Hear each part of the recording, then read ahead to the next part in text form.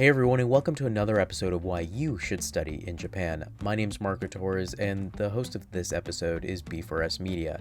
If you haven't done so already, please click the like button, subscribe, and turn that notification bell on for notifications of when new episodes and other series come out from our media corporation.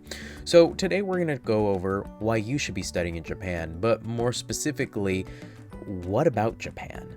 Last time we talked about what studying abroad is and really what's interesting about it, but this time we're going to talk about really what's awesome about Japan. Now, I'm pretty biased about this, and I can be because I actually lived in Japan for a couple of months and then I traveled all across the country for some time. So I'm going to share with you some of my experiences and some of the things from what other people have told me and just pretty much from what I've heard in general about people's feelings when they studied in Japan. When I was studying in Japan, there were so many things that got my attention. There honestly are just so many things in general about Japan that I loved and I would still go back and do more of because I didn't even have enough time to do enough. And you would think, well, you had 2 months. Yeah, I had 2 months, and 2 months was barely even anything, really. So let's talk a little bit about it. For me, my experience was amazing because I had the chance to go and study in the rural areas in northern Japan, in Akita-shi, which is Akita City. From there, I studied there for 2 months, and then from there, I traveled all the way down to Kyoto, which was the old capital of Japan, and then the capital moved to Tokyo. From Kyoto, I went to Osaka, and then from Osaka, I went to Nara, and then from Nara, I went to Tokyo. So that was just where I traveled and a little bit of what I did, but there was so much more about Japan that really interested me and really actually made me fall in love with it. Specifically, I'm talking about the culture. Japanese culture is internationally known as being one of the most iconic cultures in the entire world. Well, what am I talking about? Well, I'm referring to its anime. Anime's huge. It's swept the entire world. Comics, games, think of it, Pokemon. Most people in their early 20s, even kids now, play Pokemon. Even people all the way back for 20 years older than me know what Pokemon is. Whether that was from a brother, a sister, a child, a cousin, somebody in their life has introduced them to Pokemon. And Pokemon originated in Japan. And the industry has just kaboomed into what it is today, where it literally you can find it almost anywhere throughout the entire world. It especially took a lot of attraction in the western part of the world, here in America specifically. Many audiences have over the years started to fall in love and grow really attached to what anime and manga, which is Japanese books, so comic books, so that the anime is based off of normally. From there, here in America, we've seen Comic-Cons, we've seen expos, anime expos, tons of them happening in almost every single state, in every big city, all the way up until the pandemic, really. It's just been one of the biggest widely accepted things that Westerners, for us, have accepted and have started adapting into our own culture. Not only is Japanese culture just anime, there's also much more. There's a historical, rich presence of what Japan is, and that's specifically looking at the Japanese feudal era, aka shoguns, aka samurai, aka ninjas. These big historical and really iconic characters and images of history really identify and capture what Japan was, and that was a very strong militaristic nation. And let's be honest, it's pretty cool. Looking at a Japanese samurai's outfit, their armor, a long katana sword in person, being able to go into Japan and really holding and wielding one of those blades and actually putting on that armor yourself and taking a photo shoot, one of the most iconic things and amazing, memorable things that you can do in Japan. And not only that, because we're talking about the history side of Japan, let's talk about some other parts that are about history, specifically referring to the supernatural side of things.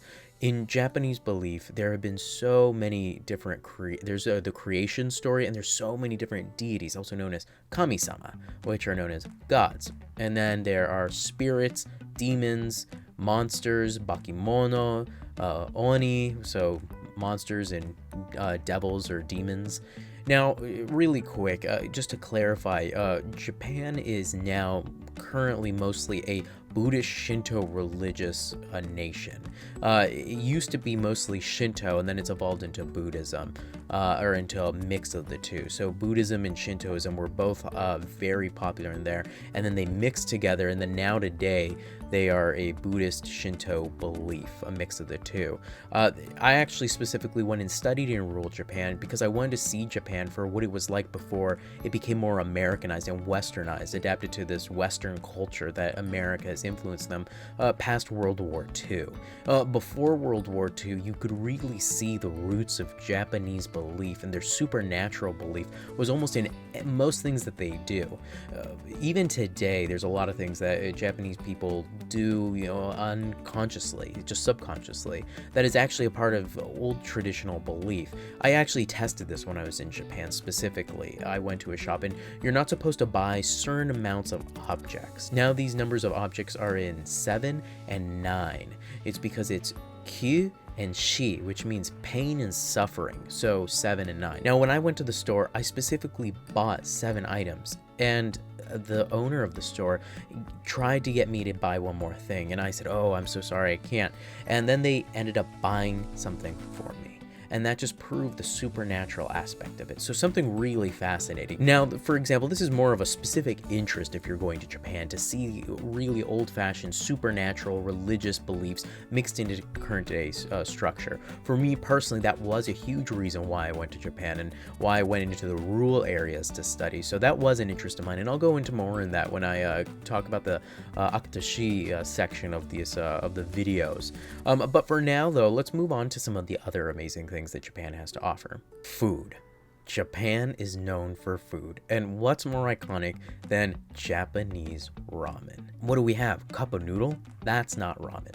You have never had real Japanese ramen unless you've gone to Japan and had a real cup of or bowl of ramen from an outside cart Japanese vendor. Not only is Japan known for its food, its history, its supernatural beliefs, and this anime phenomenon that has swept the entire world by storm, but let's talk a little bit about the people.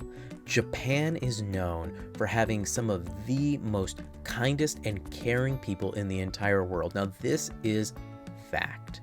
When I was there, people are the nicest and sweetest people to you.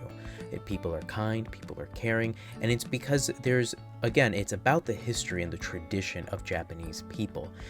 Honor, respect, treating one another as you would want to be treated. The golden rule very much is alive, even alive today in Japan. People are just genuinely kind. They look out for each other because, again, in Japan, there are some good things, and there are many good things, but there are a few different things that Westerners they would find very different. And one of those things, for example, is the idea of originality is not looked upon with a smile.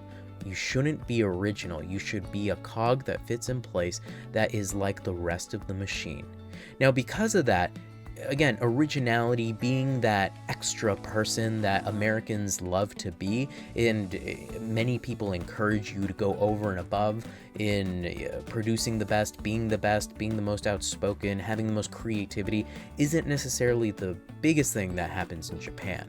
Now, granted, I just said that they're the nicest people, and they are, because they work together as a cohesive unit, and when one goes down, someone fills their spot to make everything continue to move and work. People look out for each other because you act as one. And it's just an amazing experience to see the kindness and what happens in Japan because of that. Many of you probably have already heard of this already, but Japan is the safest country in the entire world.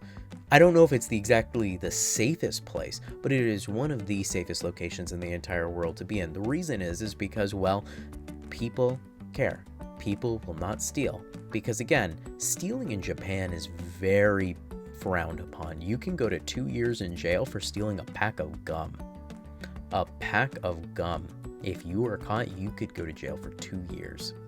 That's huge. In America, that I don't know about a 15-cent pack of gum, but in Japan, it's because of your honor. Again, the history and the tradition of who you are really has embedded itself not only in their laws, but in just the way they act as a society. It's an amazing thing that they have done and that they've incorporated and everyone follows. Or I have an example for you guys. Now, I did not do this on purpose. This was not me trying to figure this out. No, I actually was just not smart, and I left my wallet on the table when I was in a mall having lunch with some friends, and we left the area.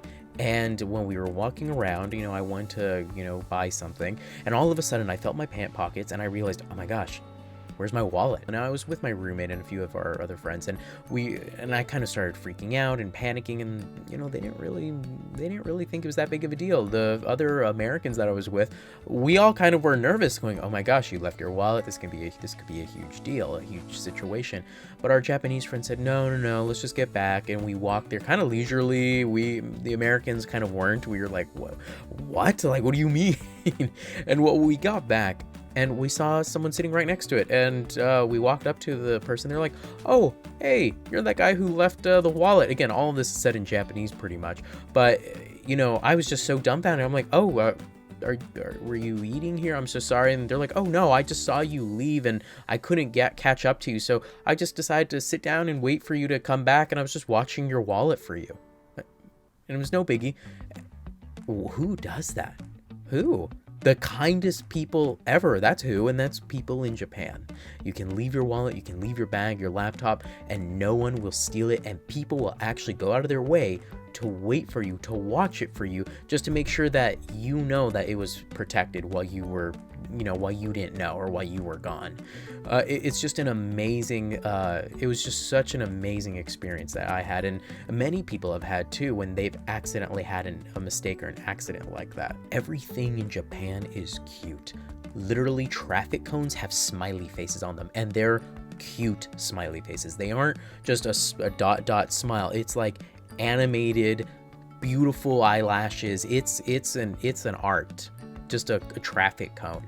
Now just picture their transportation systems with beautiful drawings and other things like that, and not to mention their transportation system is, again, one of the best transportation systems in the entire world. Looking at the Shinkansen, which is the Japanese bullet train, which can take you literally from one side of the country all the way to the other in 3 to 4 hours, I believe. I believe we took a Shinkansen from Akita-ken, me and my friends, when we were leaving Akita, all the way down to Kyoto. We got there in about 4.5 hours. Amazing. It was quick, and you don't even feel a bump during the ride. If you're going to be a student that is interested in living and studying in Japan but aren't really sure about it, all I can say is do it, because not only will you have an experience of a lifetime, but you will literally have one of the biggest culture shocks of your entire life, and it will increase your capacity of understanding what other cultures are like, especially those from literally the other side of the world that do not even act like the Western states even do. Japan's an amazing country, and you can do so many things there. There's so many iconic things to do, and we'll continue to break these down in the future videos.